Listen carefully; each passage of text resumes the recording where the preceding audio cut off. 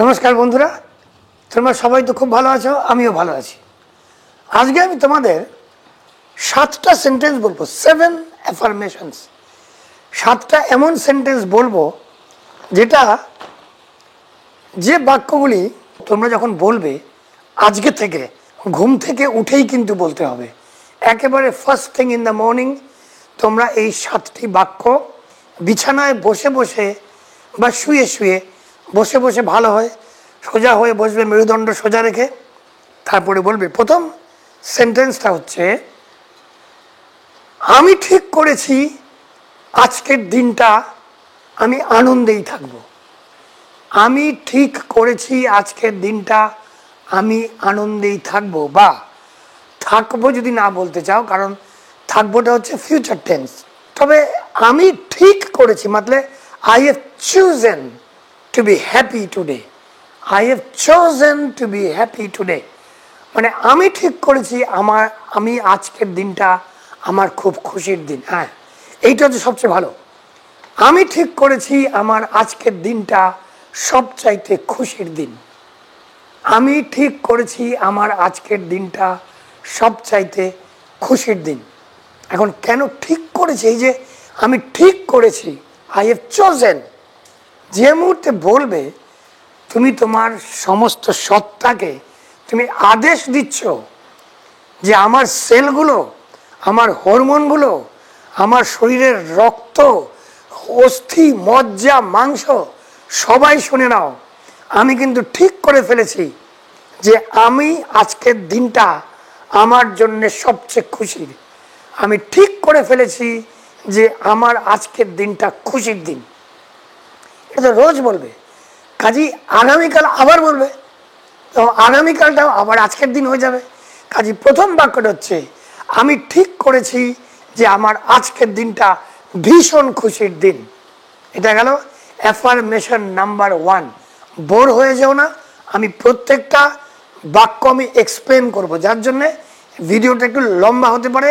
একটু ডেটা খরচ করো, ফেসবুকটা পরে দেখলেও পারবে। যাই হোক, এবার যাচ্ছি আমাদের বাক্য নাম্বার 2 বা অ্যাফার্মেশন নাম্বার 2 বা সংকল্প নাম্বার 2। দ্বিতীয় বাক্য বা দ্বিতীয় অ্যাফার্মেশন হচ্ছে, আমার কাছে যা কিছু আছে তার সব কিছুর জন্য আমি খুব খুশি, বা আমার কাছে যা কিছু আছে তার সব কিছুর জন্য আমি খুব কৃতজ্ঞ। হ্যাঁ, এটা বেশি ভালো। আমার কাছে যা কিছু আছে তার সব কিছুর জন্যে আমি কৃতজ্ঞ। দেখো, আমি কিন্তু লিখে নিয়ে আসিনি, তোমাদের সঙ্গে বসে বসে এই অ্যাফার্মেশনগুলো বানাচ্ছি। এইবার এটা করলে কি হবে? এটা করলে তোমার ভেতরে যে একটা অতৃপ্তি, এটা নেই সেটা নেই, কলম নেই, খাতা নেই, বই নেই, পাশের বাড়ির ছেলেটার একটা লাল জামা আছে, আমার কাছে শুধু সবুজ, আমার কাছে লাল জামা নেই, এই যে অতৃপ্তি, এই যে ও ইলিশ মাছ খাচ্ছে আমার উল্টো দিকে বাড়িতে, আমি ইলিশ মাছ খেতে পারছি না, আমি মোরলা মাছ খাচ্ছি। এই যে এই ধরনের অতৃপ্তি, বা এই যে আমরা যে কম্পেয়ার করতে থাকি, জোরে জোরে করি না কিন্তু মনে মনে তো করি, যে ওর মাইনে দেখেছে, ও 50,000 টাকা মাইনে পায়, আমার মাইনেটা এখনো 30,000 আটকে আছে। এই যে অতৃপ্তি, যে মুহূর্তে বলবে যে আমার কাছে যা কিছু আছে তার সব কিছুর জন্যে আমি খুব কৃতজ্ঞ, সঙ্গে সঙ্গে তোমার সেই ব্যাড এনার্জির যে বাঁধ, এই যে অতৃপ্ত এনার্জির যে বাঁধটা ভেঙে টুকরো টুকরো হয়ে যাবে। এবং এই কথাটা তো কালকেও বলবে আবার, কাজেই কালকেও আবার একই জিনিস হবে আগামীকাল। কাজেই তুমি আজকে এখন এই মুহূর্তে বসে তোমার দ্বিতীয় বাক্য হচ্ছে, আমার কাছে যা কিছু আছে তার সব কিছুর জন্যে আমি খুব কৃতজ্ঞ। সেটা তোমার মাইনেই হোক, তোমার বাড়ি ঘরদোর হোক, তোমার ছেলে মেয়ে হোক, তোমার বউ বা তোমার স্বামী হোক, তোমার মা বাবা হোক, তোমার পরনের জামা কাপড় হোক, তোমার অফিস হোক, তোমার ব্যবসা হোক, যেটা তোমার মাথায় আসে, তোমার গাড়ি হোক, স্কুটার হোক, স্কুটি হোক, মোপেড হোক, যা খুশি হোক, তোমাকে বলতে হবে যে এই সমস্ত কিছুর জন্যে আমি খুব কৃতজ্ঞ। সঙ্গে সঙ্গে তোমার ভেতরের অতৃপ্তির যে নেগেটিভ একটা যে দেওয়াল তুলে রেখেছ, নেগেটিভিটি, সে দেওয়ালটা পট পট পট পট পট পট করে ভেঙে যাবে। এবং দেখবে তোমার কিরকম সাংঘাতিক উন্নতি হচ্ছে তোমার। একটা সেন্টেন্স বলেছে অলরেডি, খুশির সেন্টেন্স, এইবার বললে কৃতজ্ঞতার সেন্টেন্স। এই দুটো হয়ে গেল। এইবার আমরা যাব বাক্য নাম্বার 3। 3 নম্বর বাক্যটা হচ্ছে, বা 3 নম্বর অ্যাফার্মেশন বা সংকল্পটা হচ্ছে, আমি দারুণ দারুণ কাজ করার জন্য রেডি। বা আমি তোমাদের সঙ্গে বানাচ্ছি আমি বাক্যটা, যে আমি গ্রেট সব কাজ করার জন্য সক্ষম। বা কি করে বলবে, তোমরাও সাজেশন করো, তোমরাও বলো। ফাইনালি একটাতে আসবো, একটা বাক্যে আসবো, আমি দারুণ সব কাজ করার জন্য প্রস্তুত। প্রস্তুতটা ঠিক জমছে না। আমি বিশাল সব কর্মকাণ্ড করার জন্যে সক্ষম, বা আমি বিশাল বিশাল কর্মকাণ্ড করতে পারি। কাছাকাছি আসছে দেখো, আমি বিশাল বিশাল কর্মকাণ্ড করতে পারি, আমি দারুণ সব বড় বড় প্রজেক্ট করতে পারি, আমি দারুণ সব বড় বড় কাজ খুব সহজেই করতে পারি। হ্যাঁ, এইবার হয়েছে, আমি দারুণ সব বড় বড় কাজ খুব সহজেই করে ফেলতে পারি। এটা হচ্ছে তোমার কত নম্বর? 3 নম্বর বাক্য। আমি দারুণ সব বড় বড় কাজ, বা আমি সব মহান কাজ খুব খুব ইজিলি করতে পারি। বা বাংলায় কি বলবে, আমি সমস্ত মহান কাজগুলি খুব সহজেই করে ফেলতে পারি। আমি সমস্ত মহান এবং বিশাল কাজ খুব সহজেই করে ফেলতে পারি। এটা বললে কি হবে, তোমার ভেতরে যে একটা ছোটপন আছে না, এই নিজেকে স্মল ভাবো, নিজেকে ছোট ভাবো, এটা আমার জন্য নয়, আমি এটা করতে পারবো না, না, এটা করার জন্য আমাকে অনুপকে ডাকতে হবে, এই কাজটা করার জন্য তপনকে ডাকতে হবে। এই যে কথাগুলি আমাদের মাথার মধ্যে ঢোকে, মুখে হয়তো বলি না, যে মুহূর্তে কোনো কঠিন কাজ দেখি সেই মুহূর্তে মনে পড়ে আগে ওই লোকটা থাকলে ভালো হতো, অথবা ও থাকলে ভালো হতো, অথবা একটা মেকানিক ডেকে নিয়ে আসি। এই যে তোমার মনের ভেতরে এই যে আমি কি পারবো, আমি কি পারবো, এই যে একটা, আমরা সিলেটিরা বলি থকিনুকি। থকিনুকি মানে এই যে তুমি দোনো করো, পারবো কি পারবো না। যে মুহূর্তে তুমি রোজ বলতে থাকবে সকালে উঠেই, আমি দারুণ সব মহান কাজ আমি খুব সহজেই করে ফেলতে পারি, যে মুহূর্তে এগুলি বলতে থাকবে, রোজ রিপিট করবে, তোমার ভেতরে ওই যে তোমার নিজেকে ছোট ভাবা বা নিজেকে অক্ষম ভাবার যে তোমার মানসিকতা, ওটা ব্রেক হয়ে যাবে। ওটা ব্রেক হয়ে you will be ready for big jobs. তুমি বড় বড় কাজ করার জন্য তুমি মানসিকভাবে প্রথমে এবং তারপরে শারীরিকভাবে একদম তৈরি হয়ে যাবে। এরপরে যাচ্ছি বাক্য নাম্বার বা অ্যাফার্মেশন নাম্বার বা সংকল্প নাম্বার 4। 4 নম্বর সংকল্পটা হচ্ছে, আমি সেই সব জিনিসের উপরে ফোকাস করব যেগুলি আমি করতে পারি। আমি আজকে সেই সব জিনিসের ওপরেই ফোকাস করছি যেগুলি আমি করতে পারি। আমি আজকে সেই সব জিনিসের ওপরেই ফোকাস করছি যেগুলি আমি করতে পারি। যদি ইংরেজিতে বলি, I choose to focus only on those things which I can control. বা কন্ট্রোল শব্দটা ব্যবহার করতে পারো। যেমন আবার বলি, তোমাদের সঙ্গে বানাচ্ছি আমি, তোমরাও ভাবো, বলতে পারি, আমি আজকে শুধু ওই সব কাজগুলোই করছি যেগুলি আমি কন্ট্রোল করতে পারি। আমি আজকে শুধুমাত্র সেই সব কাজগুলোই করছি যেগুলি আমি কন্ট্রোল করতে পারি। তোমরা কিন্তু লিখে নিও তোমাদের মতো করে, এটা 4 নম্বর চলছে। আমি আজকে সেই সব কাজগুলিই করছি যেগুলি আমি কন্ট্রোল করতে পারি। এটা কেন বললাম, কারণ আমরা দেখবে অনেক সময় যেগুলির উপরে আমার কোনো কন্ট্রোল নেই, আমরা সেই সব কাজের উপরে প্রচুর সময় নষ্ট করি। আমার বাড়ির নিচে ব্যালকনির নিচে ঝগড়া লেগেছে, আমি যাচ্ছি অফিসে, স্নান করছি, ব্যালকনিতে দাঁড়িয়ে আমি দেখতে পাচ্ছি নিচে দুটো লোক ঝগড়া করছে, এবং আমি ওপর থেকে জ্ঞান দিতে শুরু করলাম, এই না তোমার দোষ, না ওটা তোমার দোষ, না উনি আগে বলেছেন, না উনি এটা করেছেন, তুমি চলে যাও, তুমি বেশি পাকা। এই যে আমার তো কোনো কন্ট্রোলই নেই ওখানে। আমার ব্যালকনির নিচে দুটো লোক দাঁড়িয়ে ঝগড়া করছে, ঘুষোঘুষি, চুলোচুলি, একজনের শার্ট আরেকজন টানছে, আমি ওপর থেকে বাটপাড়ের মতো জ্ঞান দিচ্ছি ওখানে, যার উপরে আমার কোনো কন্ট্রোলই নেই। এরকম অনেক ব্যাপার আছে। আমি একটা মজার ঘটনা বললাম, যে আমি যদি কোনো আমি যদি কোথাও যেতে চাই, কোথাও যাচ্ছি, যদি পাবলিক ট্রান্সপোর্ট ব্যবহার করি, বাস স্টপে দাঁড়িয়ে থেকে কখন বাস আসবে আমার ওপরে আমার তো কোনো কন্ট্রোল নেই তার উপরে। কিন্তু আমার হাতে কোন কন্ট্রোলটা আছে? আমি যদি পকেটে পয়সা থাকে আমি একটা ওলা বা উবের পট করে হায়ার করে নেব, সেটা আমি পারি, সেটা আমার কন্ট্রোলে আছে। কিন্তু সরকারি বাস বা পাবলিক বাস কখন আসবে, উঠতে পারবো কি না, ওটার উপর আমার কোনো কন্ট্রোল নেই। কাজেই আমি আজকে শুধুমাত্র ওই জিনিসগুলিই করছি, ওই কাজগুলিই করছি যেগুলির ওপরে আমার কন্ট্রোল আছে। এইটা রোজ বললে কি হবে বলো তো? এইটা রোজ বললে এই যে অনাবশ্যক কাজে যার উপরে আমাদের কোনো কন্ট্রোল নেই, সেই অনাবশ্যক কাজগুলি করা বন্ধ হবে এবং আমরা ফোকাস করব যে কাজগুলি আমরা করতে পারি, যেগুলি আমরা কন্ট্রোল করতে পারি এবং যেগুলি আমাদের জন্য প্রোডাক্টিভ হবে। প্রোডাক্টিভ জীবনে সময়গুলি প্রোডাক্টিভ হওয়া দরকার। আলতু ফালতু জিনিসে সময় নষ্ট না করা উচিত, মাথা খাফানো না উচিত। কাজেই আমাদের চতুর্থ বাক্যটা বা অ্যাফার্মেশনটা বা সংকল্পটা ছিল যে আমি আজকে শুধুমাত্র ওই কাজগুলিই করছি যেগুলি আমি কন্ট্রোল করতে পারি। ঠিক আছে, এবার যাব আমরা 5 নম্বর বাক্যে, অ্যাফার্মেশন নাম্বার 5। 5 নম্বর অ্যাফার্মেশনটা বাংলায়, চলো তোমাদের সঙ্গে বসে বসে বানাই।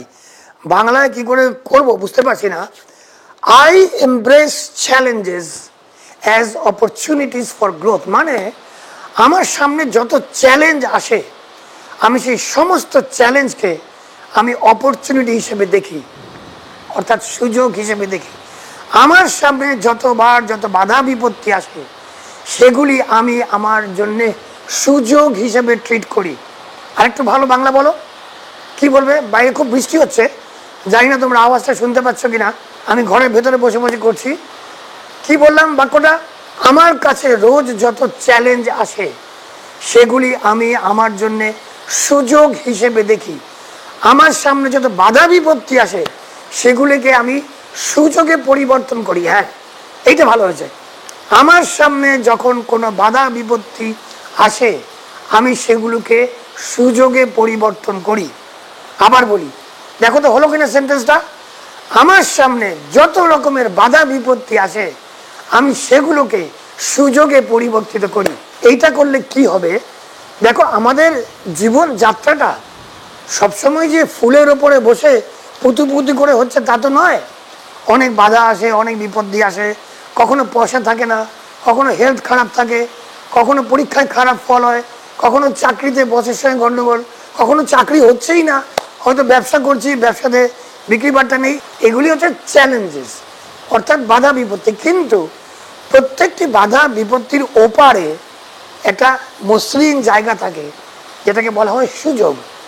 বাধা বিপত্তিগুলোকে টপকে আমাদের দেখতে হবে যে এখানে সুযোগটা কি আছে। যেমন মনে করো যে একটা গাড়ি ঠিক করবে, গাড়িটা নষ্ট হয়ে গেছে বা স্কুটারটা নষ্ট হয়ে গেছে, তোমার কাছে কোনো জ্ঞানই নেই।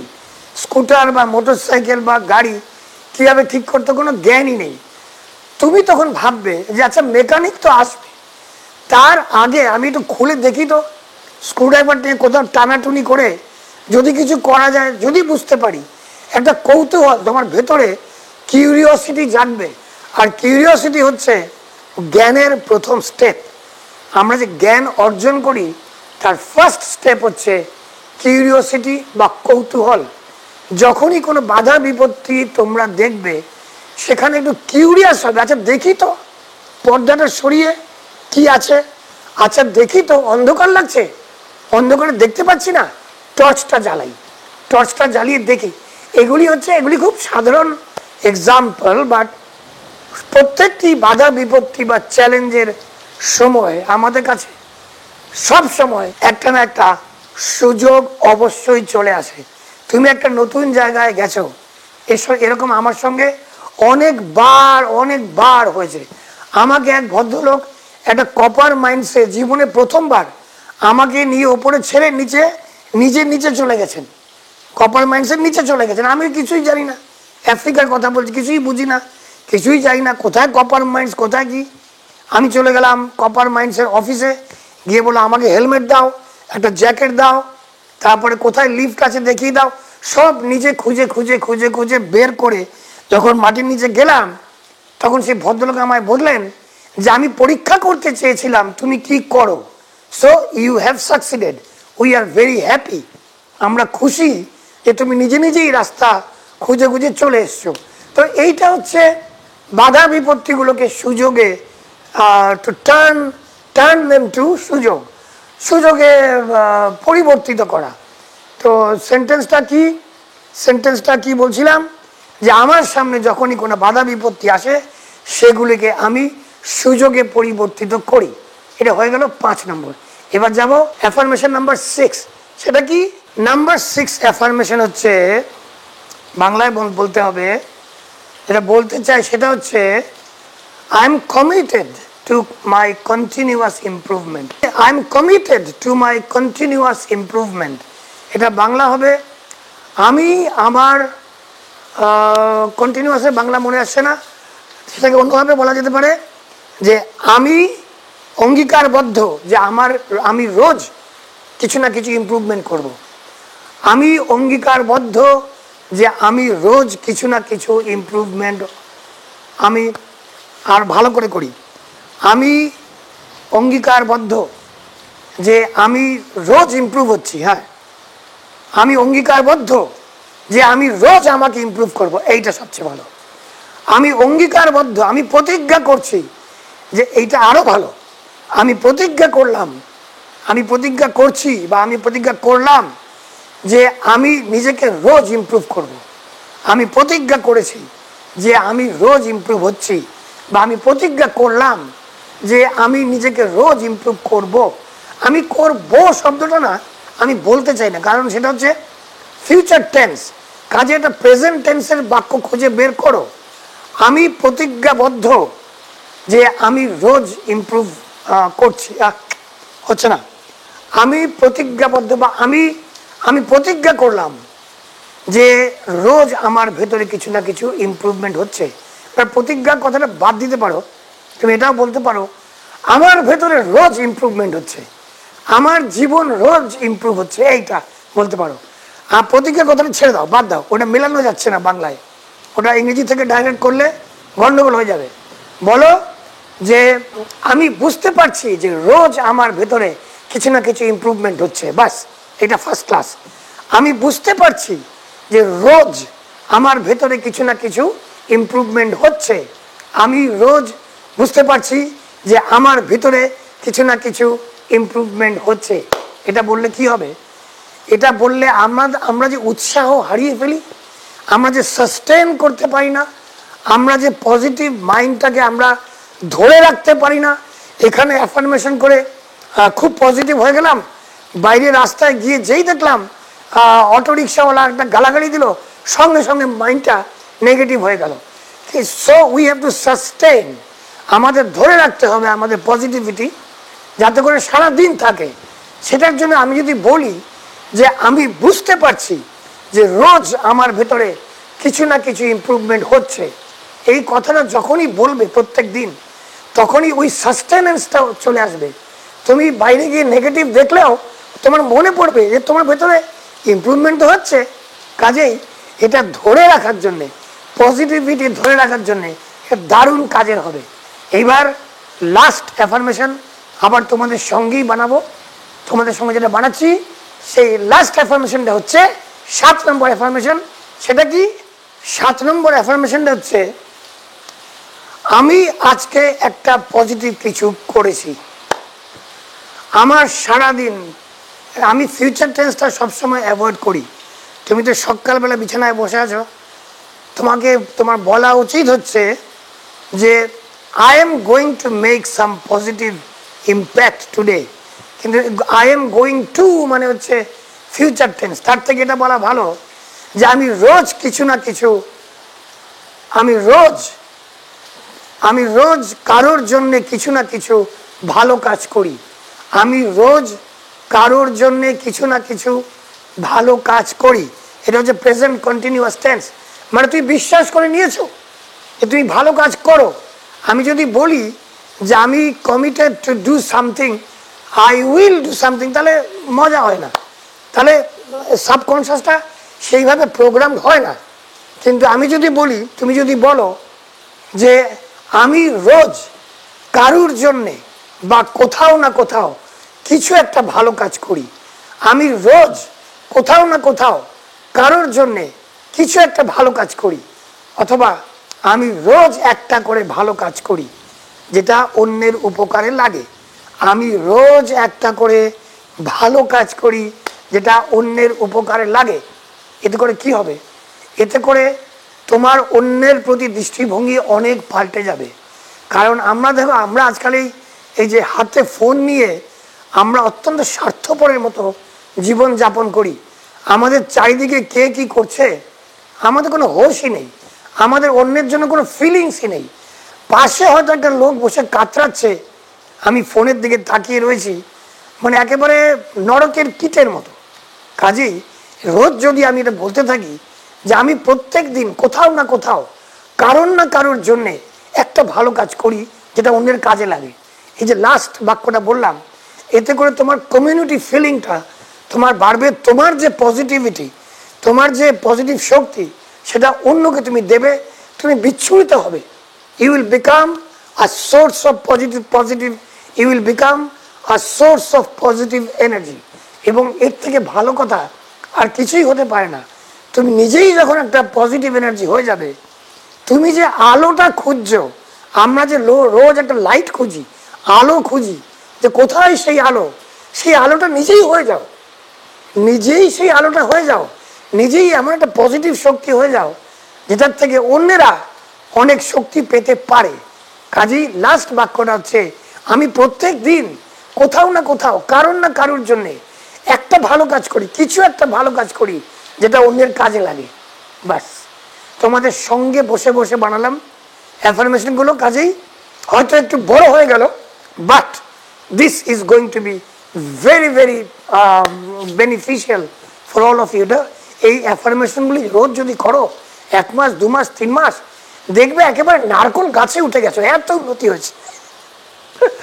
মানে অনেক ওপরে চলে যাবে, মানসিক দিক দিয়ে, শারীরিক দিক দিয়ে, টাকা পয়সার দিক দিয়ে, সংসারের সুখ শান্তি দিয়ে, প্রেমিক প্রেমিকা স্বামী স্ত্রীর ভালোবাসার দিক দিয়ে, সন্তানের সঙ্গে ভালো সম্পর্ক দিয়ে, সবার সঙ্গে সুখের সম্বন্ধ রেখে তোমাদের জীবন অত্যন্ত ভালো হয়ে যাবে। বাস এটুকুই বলার ছিল। খুব ভালো লাগলো আজকে অনেকদিন পরে তোমাদের সঙ্গে এটা বানালাম। তোমরা সবাই ভালো থাকবে, তোমাদের সবার মঙ্গল হোক। আবার দেখা হবে। যাও, জিতে নাও।